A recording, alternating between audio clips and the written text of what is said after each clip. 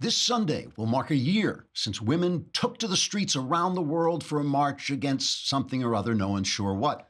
The women all wore pink hats meant to represent their vaginas, as a way to remind us that the vagina is the entrance into the womb, which in Greek is called the hystera, which is where we get the word hysterical. So in general, when you see a woman wearing a hat that represents her vagina, it's a good bet she's totally nuts.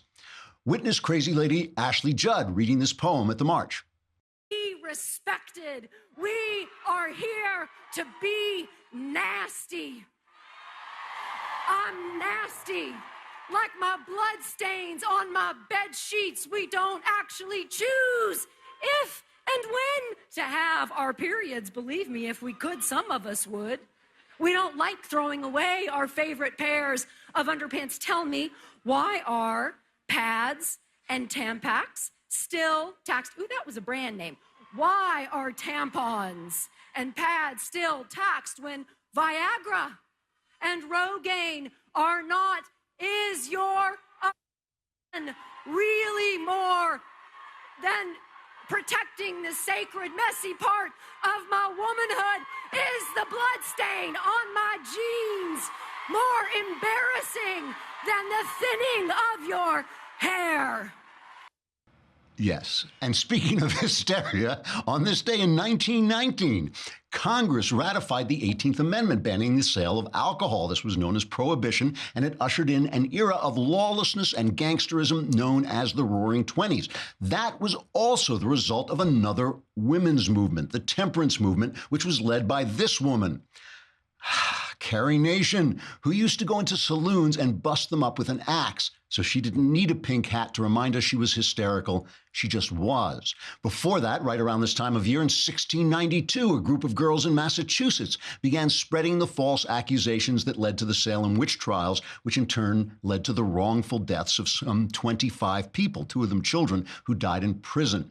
The incident is one of the most famous instances of what's known as mass hysteria, from the Greek word hystera, meaning uterus, which we're reminded of whenever we see a woman marching with a pink hat. The moral of these stories is that whenever large groups of women gather together and start screaming about anything, everyone who is in any way connected to government should stop doing whatever they're doing and lie low until they go away. Don't have trials, don't pass constitutional amendments, and most importantly, don't start firing people for things they may or may not have done 30 years ago.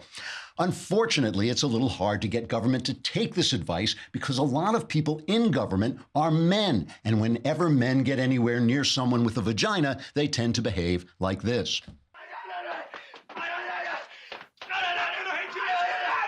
I'm hysterical. I'm having hysterics. I'm hysterical. I can't stop when I get like this. I can't stop. I'm hysterical. So basically, due to vaginas, we're all doomed. Trigger warning, I'm Andrew Klavan, and this is The Andrew Klavan Show. I feel hunky-dunky, life is tickety-boo. Birds are winging, also singing hunky-dunky-doo. Ship-shape, tipsy-topsy, roll to zippity-zing. It's a wonderful day, hurrah, hooray! It makes me want to sing. Oh, hurrah, hooray! Oh, hooray, hurrah! And speaking of political incorrectness, our comedian Owen Benjamin will be with us later on. He made the observation yesterday that the hashtag MeToo movement, hashtag can also be read as the pound sign, so it could be read as pound me too. So he's in trouble already. Tomorrow, later today, we are having the conversation. And we talked about this. We've been talking about it all week, and we keep saying it's at 5 p.m. Eastern and 2 p.m. Pacific. It's not. We lied. We did this just to confuse you and to make you feel bad. We moved it up to 5:30 p.m. Eastern and 2:30 p.m. Pacific. And we did that so we wouldn't be late because we knew we weren't going to get on time. It's the 5th episode of the conversation. And who will be on there with Alicia Krause? I don't know. Oh, it'll be me. It'll be me. Not only will I be answering all your questions with 100% accuracy in such a way that will change your life on occasion for the better, but but it will be something you can cling to during the long, cold, Klavanless weekends up ahead when Another Kingdom is already finished. The conversation will stream live on the Daily Wire Facebook page and the Daily Wire YouTube channel, and it'll be free. Anyone can watch it, but only subscribers get to ask the questions. So only subscribers will have their lives changed. To ask questions as a subscriber, log into our website, dailywire.com, to watch the live stream, and then head over to the conversation page, and after that just start typing into the Daily Wire chat box, and we will pull the live questions as they come in. Subscribe for a lousy $10 a month. You can get your questions answered today at 5:30 p.m. Eastern, 2:30 p.m. Pacific. Join the conversation. And while I'm at it, I know there's a lot of stuff to pitch right at the top of the show, but I got to tell you also tomorrow is mailbag day. So if you don't get your question in the conversation, go on the website. If you're a subscriber, press the podcast button, press the Andrew Klavan podcast, press the mailbag, put in your question. I will answer it there. And that will also save your life and solve all your problems. And finally, before we get started attacking women, let's, or just some women, let us talk about Upside, because Upside is, I used to travel a lot in Hollywood, and when you travel in Hollywood, they just send you in the absolute peak way. You go first class, you always someone to call. If there's a problem, you always have a phone number you can call. When you're not doing it for that, when you're doing it for your own private business, and maybe you have a small business, Upside fills that role for you. And just to get them to try you out, they're going to give you a Bose Soundlink wireless headphones. Now, these Bose headphones are what I use when I write. They cancel out all the noise. They're great on planes, obviously, to cancel out all the noise. Here's how you can get them. You go on upside.com, and now you will get the kind of customer service specialists who look out for you while you're traveling on your business trip just by going on and getting your trip through upside.com. They have a team that's hard at work 24/7 to make sure your flight, your hotel, your rental car all go off without a hitch. And they're available on demand by chat, phone, email, whenever you need them. Only Upside monitors your business trip around the clock, proactively keeping you posted on everything from the weather in the city you're going to changing your flight home so you can adjust your meeting schedule. All of that stuff that you get if you go in a big business, they will do for you. And Upside has great prices for flights, hotels, and rental cars. Now, to get your free pair of Bose Soundlink wireless headphones, just book your first business trip with Upside by going to upside.com/Andrew. Don't forget the Andrew, because it lets them know we sent you, and it keeps us in sponsorhood, which keeps us in lights and water, and we probably pay some of our staff on occasion. Why? I don't know. That's upside.com/Andrew, and you will get Bose Soundlink wireless headphones when you book your first trip. Upside.com. You deserve a better business trip. The headphones are available while supplies last, and it must be your first Upside purchase. $600 minimum purchase required. See the site for complete details. Upside.com. Okay, I know that's a lot of stuff to talk about at the beginning, but I want to talk about this, what's happening in this MeToo movement and this attack on the comedian, what's his name? Aziz Ansari. Ansari. Okay. Now, look, I know that I make fun about women, and the reason is the teasing women is my life. This is the project of my life. It's my life's work. It's what I'm here to do. But the fact is, I feel women are really ill-served and are caught in a double bind. Women, all studies show this.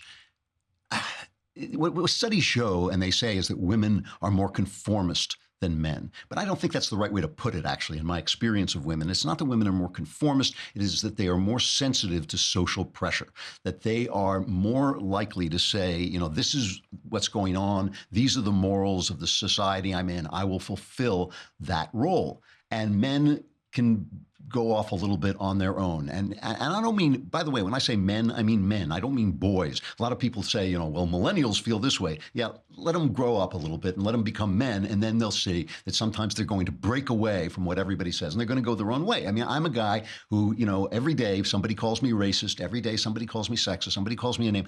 I don't care. I am going to say what I think is true and go the way that I go. That's because I'm a guy. Okay, I'm a man. That is the way men frequently behave, but women tend to want to blend in and be part of the society they're in.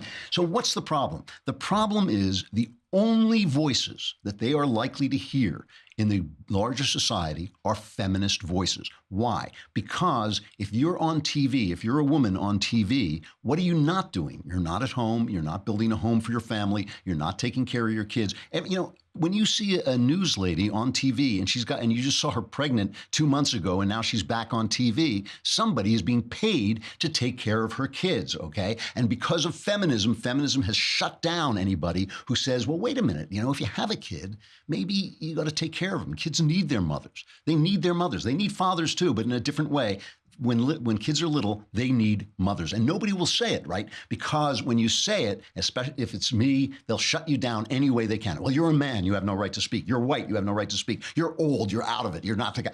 So you never hear that voice. You never are getting pressure, except always, always, always from one side. It's always one side, the feminist side, that you are getting, and anybody who speaks against it will be shut down, even if it's a woman. And if it's a woman who says, hey, I'm taking care of my kids, I'm in my home, I'm building a home for my family so that they have a base to work out of, you're not going to hear from her at all. You're not going to hear from her. She's not going to be on TV. She's not going to be writing. She's going to be doing something important instead of what I'm doing right now, right? She's going to be shaping actual lives and building actual futures and creating an actual home, which is the central role of people in human life. Everything else is just to support that role. So you only are hearing this one side. And I'm not here to tell anybody how to live. I am just saying that if, I see these bumper stickers. Bumper sticker says, good girls don't make history. And I think history is just one long line of people killing each other. That's what, leftists are always saying, you white people, you came in and you took the land away from the indigenous people. Yeah, you know what we interrupted them doing? We interrupted them taking the land away from each other. That's what history is. History is people taking land away from each other, enslaving the people they capture and killing them, and then building their own society. The only thing about the European-based societies is they really work well. So not only do we get to kill everybody, but then we get an iPhone. That's the improvement that we get, because they were killing people before we got here. Now we kill people. Now we actually have a more peaceful society than we've ever had before. So being part of history is not that big a deal. Being on TV may not be that big a deal. These are things that society is constantly telling you that you should do. And one of the things that has happened in our society is that the standard of sexual morality since the 60s has changed so drastically that a woman who goes on a date is basically expected to, especially by the third date, to have sex with the guy she's with. And now we start to see all these women coming out in this MeToo movement who maybe feel like, hey, you know what? That system really, so to speak, screwed me. That system did not do that well for me. So now we have this thing with this comedian. Now, I have to be honest. The only thing I know about Aziz Ansari is I listened to a bit of his book, Modern Romance. I didn't find it that entertaining, so I stopped. But I hear he's very funny, and he's a lefty, and he's some kind of brown-skinned person. So he has all the lefty credentials. In fact, let's have a look at him selling feminism on the Letterman show. Here he is putting out his feminist cred on the David Letterman show. I feel like if you do believe that, if you believe that men and women have equal rights, if someone asks you you're feminist, you have to say yes, because that is how words work. Like, you can't be like, yeah, I'm a doctor that primarily does diseases of the skin. Oh, so you're a dermatologist? Oh, no, that's way too aggressive a word. No, not at all, not at all. Yeah. And this is another test, okay? You're a feminist if you go to a Jay-Z and Beyonce concert and you're not like, I feel like Beyonce should get 23% less money than Jay-Z. Also, I don't think Beyonce should have the right to vote. And why is Beyonce singing and dancing? Shouldn't she make Jay a steak? I'm sure he's very tired after walking and rapping those two songs. I define myself as an anti-feminist. I am anti-feminist. I am an individualist. I believe everybody should do what they want, but that doesn't mean your choices are right, or that your choices are good for you, or that your choices are going to give you a happy life. And that when you get older and you've been on TV all these years, and your kids are saying, hey, how come you didn't take care of me? Where were you when I was a kid? How come like the nanny was taking care of me? Maybe that's not going to be such a great later life. Maybe you're going to find out that you did something meaningless talk on TV when you could have been doing something meaningful like raising children and fashioning their lives and giving them a mother that is going to stick with them forever until the day they die. So anyway, on a website, I think it was called babe.com, an anonymous woman, I mean, this is insane. An anonymous woman came out and said she had a bad date with this guy, with this comedian. She met him at the Emmys. They texted back and forth. They went out on a date. He took her home. It sounded to me like he was clumsy and overly aggressive. There was some oral sex involved. I'm not going to go into all the details, but ultimately she said, I don't want to do this. He put her in an Uber and sent her home. He sounded very clumsy, like, he thought one thing was going on. She thought another thing was going on. He has reacted by saying, we went out to dinner and afterwards we ended up engaging in sexual activity. This is Ansari said this, which by all indications was completely consensual. And the next day I got a text from her saying that although it may have seemed okay, upon further reflection, she felt uncomfortable. It was true. And so he does, he feels bad about it. He says it was true that everything did seem okay to me. So when I heard that it was not the case for her, I was surprised and concerned. I took her words to heart and responded privately after taking the time to process, which she had said. This didn't stop her from coming out anonymously, which is just, one of the most basic rights is to face your accuser and accusing him of doing all this stuff. So now the left, which sold to women,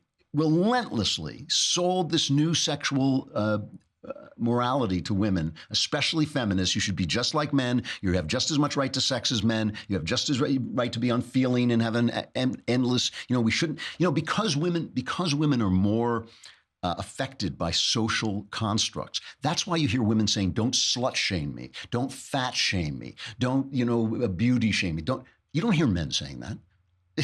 Do I care whether you racist shame me or sexist? No, I don't care. But that's what women are doing. And of course, the thing is, some shame is there for a reason. You feel shame because you treated yourself badly. You feel shame or guilt because you did something wrong. So when you take all those things away, you're just acting in a vacuum without any moral instruction whatsoever, and you're going to make mistakes. So now the left is complaining. Here is Ashley Banfield, the CNN crime reporter, coming out and saying that this woman has set the MeToo movement back. If you're lucky, there's a really good chance that you're not going to experience the toxic work environment that the rest of us have endured, and that is because of the remarkable progress being made against the Harvey Weinsteins and the Kevin Spaceys of the world.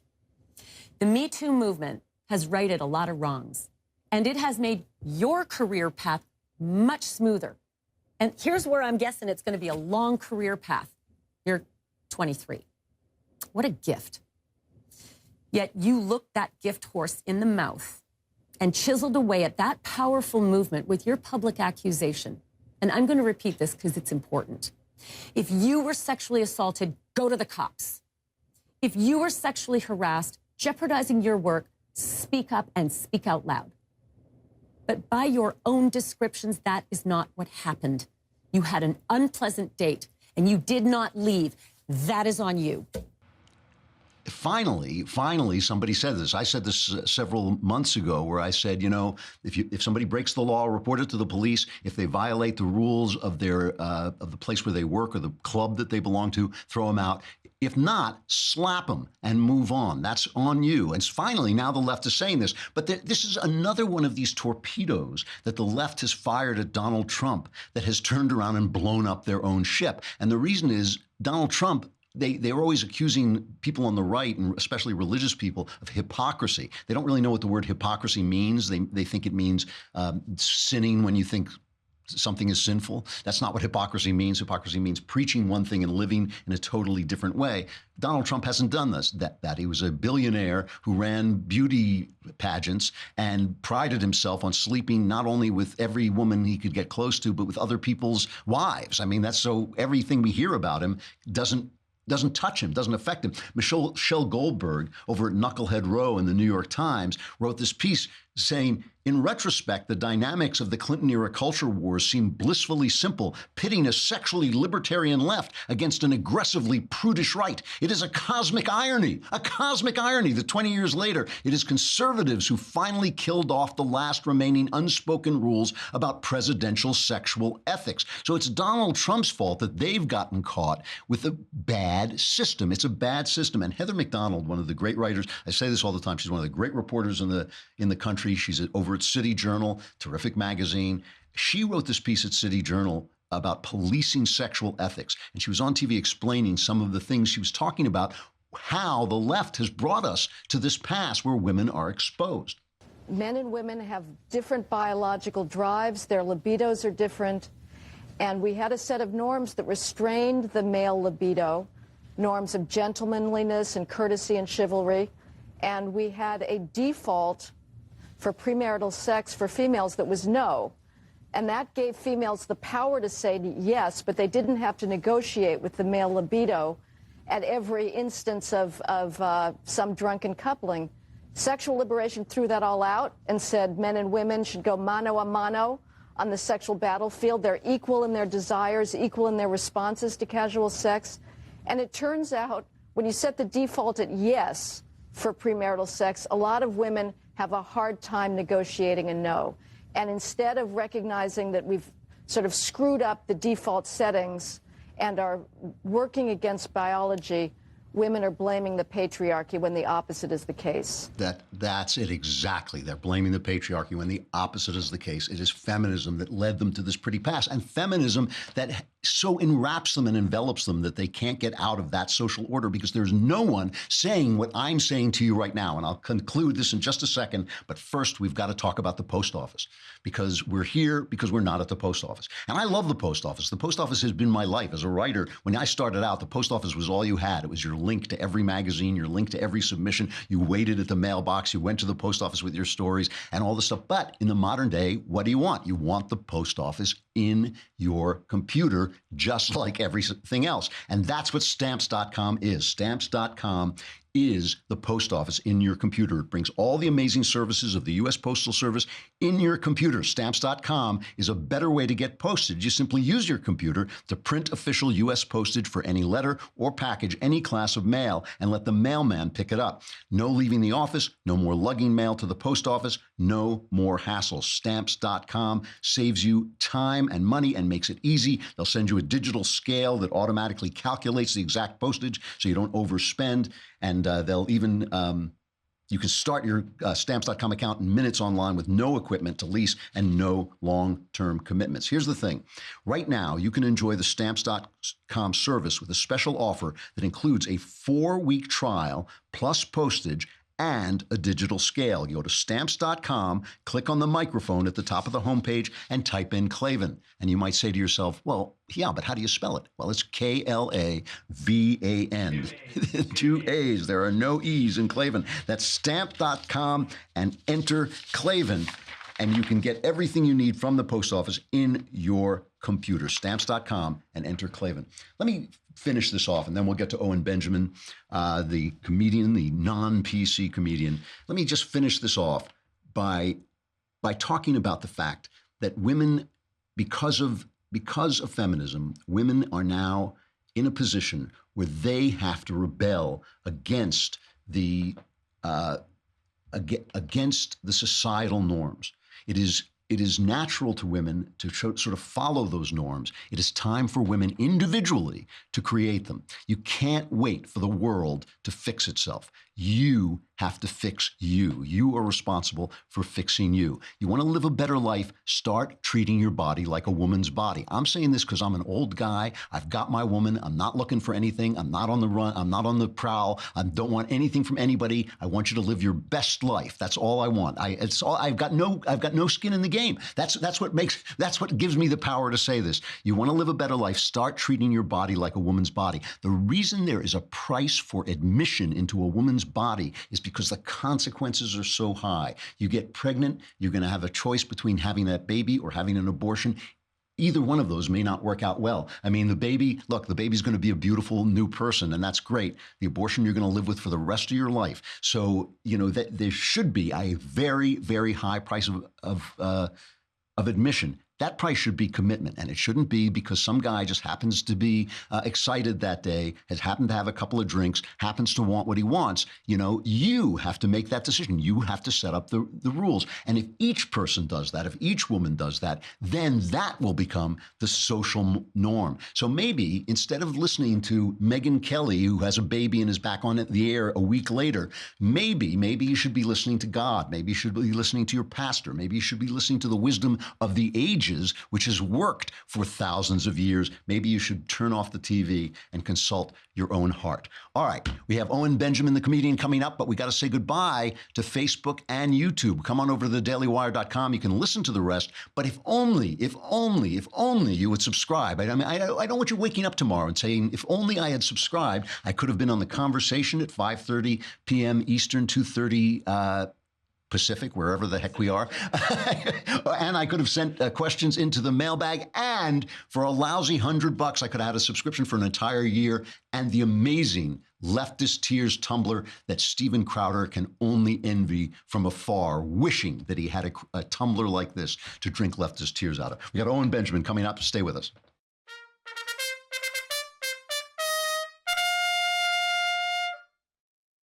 All right. Owen Benjamin is a stand-up comedian, an actor, a podcast host, a pianist. He is never afraid to share his non-PC perspective, which is quite hilarious and also just incredibly refreshing. His podcast is called Why Didn't They Laugh? And you can find that on iTunes and SoundCloud. You can also find episodes on his YouTube channel just titled Owen Benjamin, along with a bunch of different content. The important thing is you can find him on Twitter at Owen Benjamin. But if you want to get tickets to his tour, to his comedy tours, go on I got to say this carefully, it's hugepianist.com.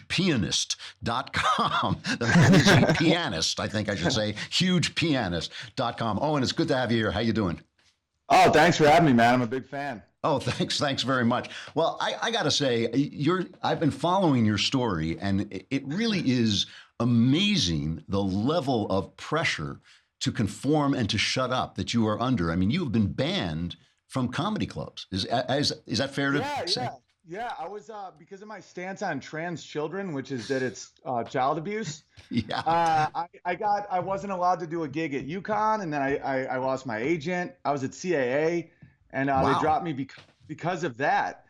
And I know that you probably experienced some of this stuff as a writer as well, where it's like you can't I can be clean. I don't have to swear out of respect for certain audiences, but I can't change my thoughts. Right. And I have to think clearly. And if they tell me I have to lie about fundamental things that I don't believe, I can't be funny. So I had to face this struggle. And fortunately, I came out on the other side with it's really fun being on the other side and just being able to say whatever you want. And people have been so supportive, and I'm having a blast with it. I mean, it really is a quandary for people like us because, I mean, I've lost publishing contracts. I've lost film deals. I calculate that my opinions have cost me in the millions of dollars. There's really no question about it. But our words are all we've got. I mean, our perspective is all we have to sell. And if we're not telling the truth about it, what are we? I mean, we're basically worthless. Exactly. It's just taking out the fundamental engine of what makes us valuable in the first place. And the craziest thing, the thing that gave me the creeps about the Hollywood world is they would be like, oh, you're terrible. Like what you say is really bad. And I'd look at them in the eye. I'm talking famous people that are still my friends, but secretly apparently now, where I'd be like, do you think a 5-year-old's trans? And do you think they should be put on hormone blockers? Like, yes or no? Do you think that? And they're like, no. I'm like, so what exactly did I say that you have a problem with? And then I realized that when you're going after power acquisition and not ethics and morality or the good joke or just, your purpose in life, you have to basically sign a Faustian deal where you just slide anywhere they want you to go. And I'm like, comedy can't exist that way. And now as a greedy capitalist, I see that there's a massive underserved market. I did a tweet where it was all the late night hosts. It got like 20,000 retweets. I think Shapiro retweeted, a couple of guys retweeted it that you guys work with. And it just had all the late night hosts. And I said, every one of them endorsed the same candidate. They all have the same views. Ladies and gentlemen, comedy. And when you see that it's become propaganda, just anybody that just won't do that, just won't be leftist, there's just so many hungry people just looking to laugh, with like family-oriented comedy about, it's a great time to be married with this Me Too movement. I mean, there's never been a better time to just be married with children and just, and I almost feel like being a family guy and being Christian and being like, hardworking is the new punk. Like people are like, how dare you? You're crazy, man. I can't believe you think that, there's good and bad in the world. It is really true that we are the fact that at my age I'm part of the counterculture is one of the great ironies of my life. I mean, this is when I wanted to look like a banker and have a three-piece suit and, you smoke a pipe and everything like this. And instead, I am the hippie of the modern world. It's an incredible irony. I went from hacky to rebel in a year with the same jokes, because I've always and it's like they keep talking about toxic masculinity. I think there's a toxic femininity happening because comedy is usually a few years ahead of the curve because we're going for what makes people laugh and react. We can't do the agenda stuff. And maybe 8 years ago, I did a bit on how women are socialists and men are capitalists, and you can see it in our groups where women protect the weak. Like if one girl's sad, I'll just do that very quickly. I won't do the whole thing, but if one girl's sad, they're like, Tina's sad, lick her tears, we're out of here. And then if one guy is sad, we're like, dude, get away from us, Kevin, you're a bummer. But then the opposite is true. But the opposite is true where it's like, he's the funniest. Put him on stage. He's the fastest. Make him captain. And women are like, she's the prettiest. Tell everybody she has herpes. And now it's true. This whole safe space PC thing is motivated by this overindulgence of that. And I think a lot of it comes from women hit a certain age without children, so they try to baby the entire world. And because these instincts are good when you have a 1-year-old. Like my wife it's phenomenal with that. It's like, it's about safety. This kid, everything he does is great, and just keep him away from the electric outlets and safety. And that's awesome with a child.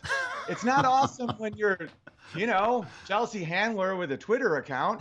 It's like, stop babying me. I'm a grown up with my own house. You know what I mean?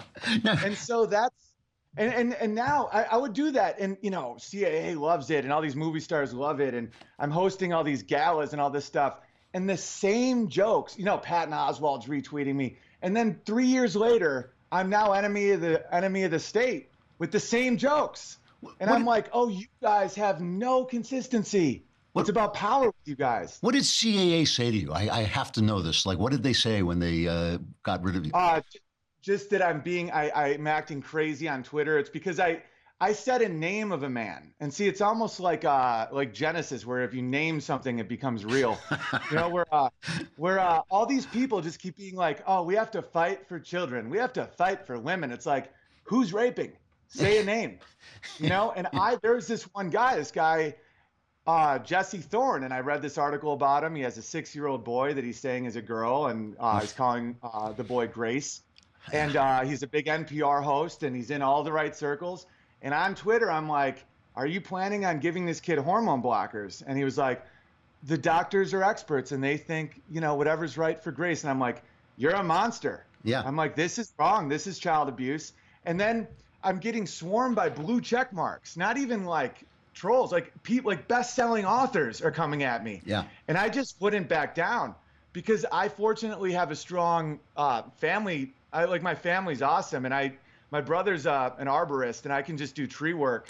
I could make 50 grand in a week, and then the next week be making $20 an hour, and not much changes in my life. And I was willing to do that full shift. Like I still do tree work with them all the time.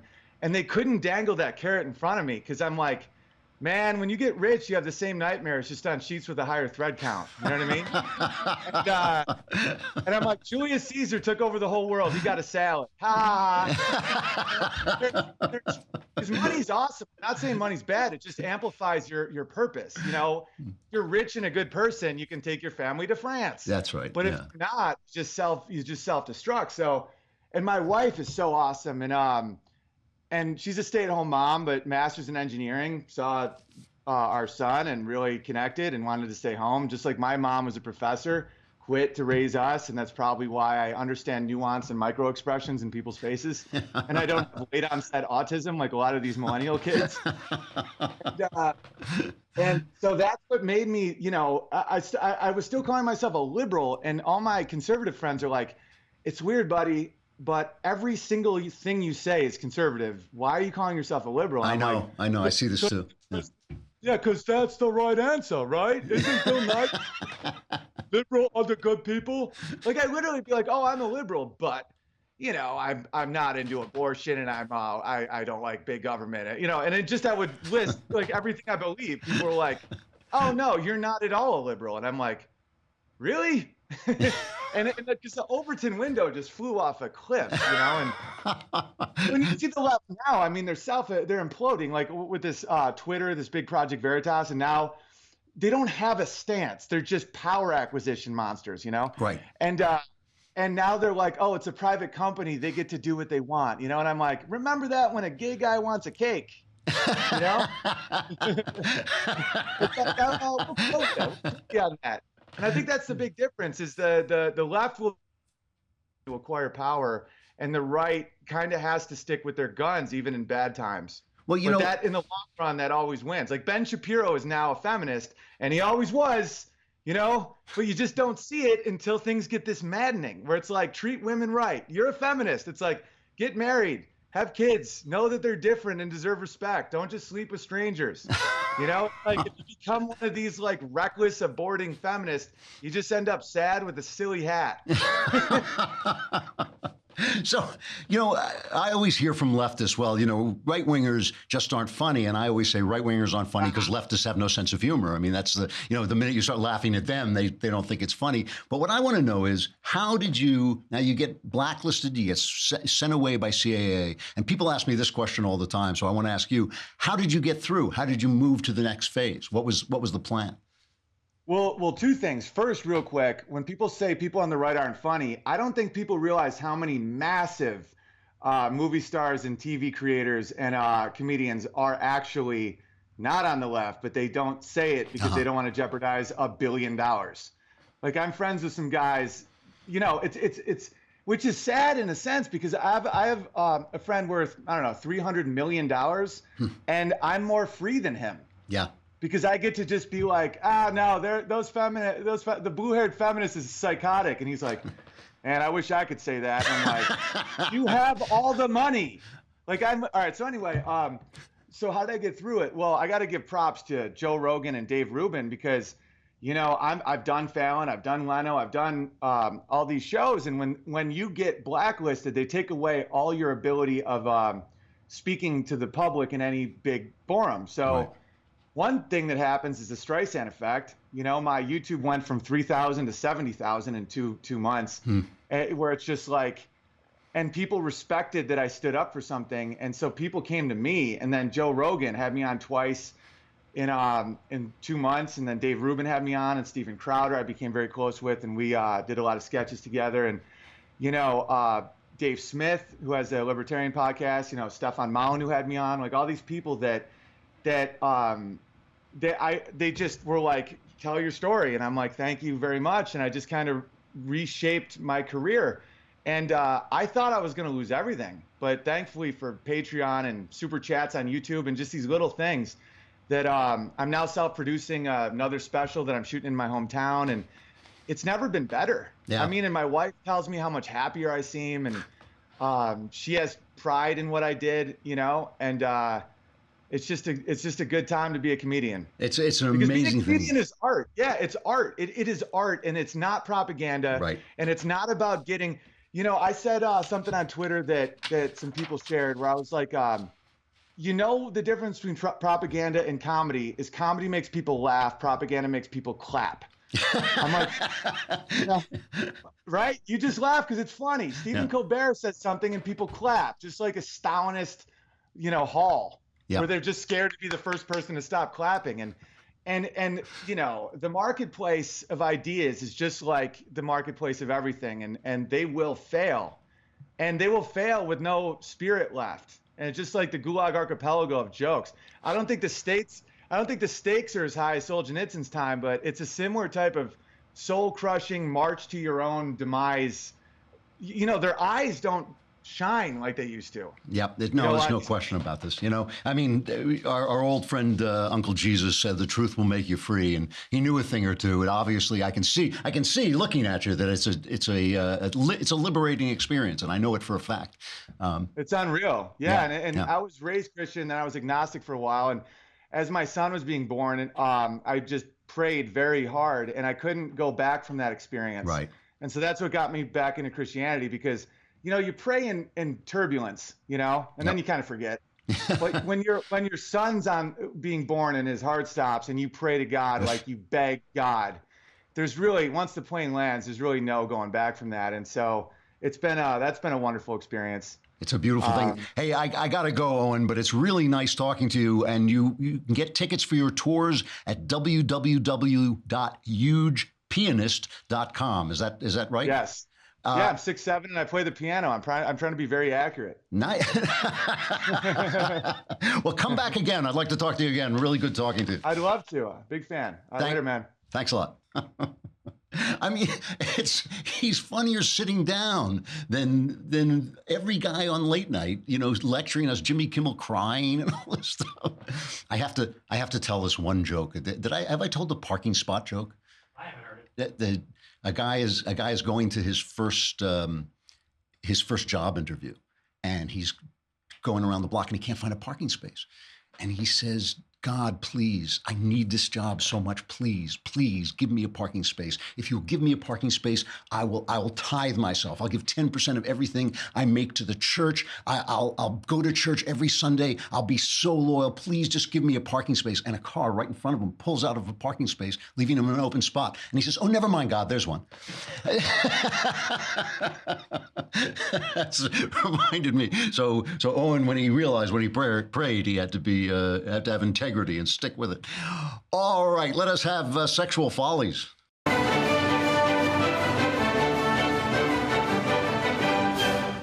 I have to find my. This is. I just love this story. I just love this story. We were talking about the Women's March. We started talking about the Women's March, and now some of the women are saying you can't wear the vagina hats because some women are men and don't have vaginas. And this is of course, this incredibly. I mean, look, if you're a woman who thinks you're a man, that's a very painful situation. You're a man who thinks he's a woman. That's a very painful situation. But it doesn't make you a woman. It doesn't make you a man. You're not. You're not. And even, I'm sorry, but even if you have an operation, God bless you. Do whatever you want. Live your best life. It's fine with me. But you are a woman when you grow up as a girl and you become a woman and you go through that experience. That's an experience. That is a lived experience that you have. It doesn't happen in your mind. It happens in your body and your mind and your soul. And so now there are actually people who are claiming that if a man will not date a man who says he's a woman, that he is what do they call it? Transphobic. They always have a good name for stuff. And there was this BBC reality show called Celebrity Big Brother, and one of the people on it was talking to a former singer named Genuine. And Genuine turned down a kiss from fellow contestant India Willoughby, a TV journalist who had transitioned from male to female. Well, first of all, no, he didn't. He's still a male. He may have had any operation in the world, and we can find some name for that. But it is kind of comical. It is kind of comical to me that 5 years ago, we were arguing about whether homosexuality was moral. And people like me were saying, listen, it doesn't hurt anybody. Live the life you're going to live. If that's the way you have sex, that's fine. And now we're being told that heterosexuality is essentially a form of bigotry. Heterosexuality, being attracted to the person you're attracted to, who happens to be women, is somehow an act of bigotry. The big thing about transgenderism is that it is a completely unimportant issue. It's an issue that was brought forward by a left that seeks to find ways to curtail what you can think and what you can say. That's all it's about. It's all it's about. As a nation, we do not need to address the fact that some people are confused about their gender. As a nation, we can ignore it completely. Let me tell you something. You go down to City Hall in LA, there's a tent town of homeless people, people sleeping out in the street. When I was in New York and it was 15 below zero, I mean, it was freezing cold. There were guys out in the street with their dogs, veterans, wrapped up in pillows with little signs saying, I'm a vet, here's my dog, give me some money.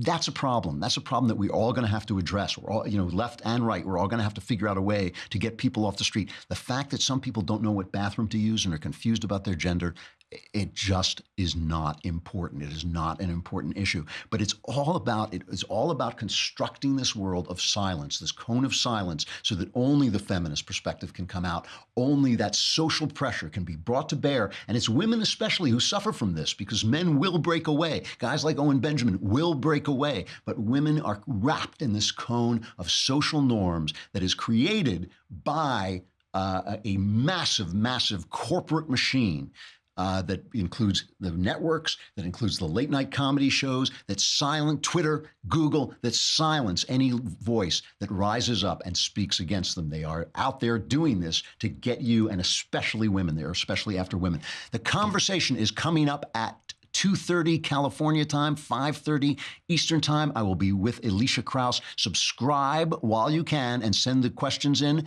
And if you don't get them into the conversation, send them into the mailbag, and I will try and answer them tomorrow on the mailbag portion of the show. I'm Andrew Klavan. This is The Andrew Klavan Show. We'll see you in a couple of hours.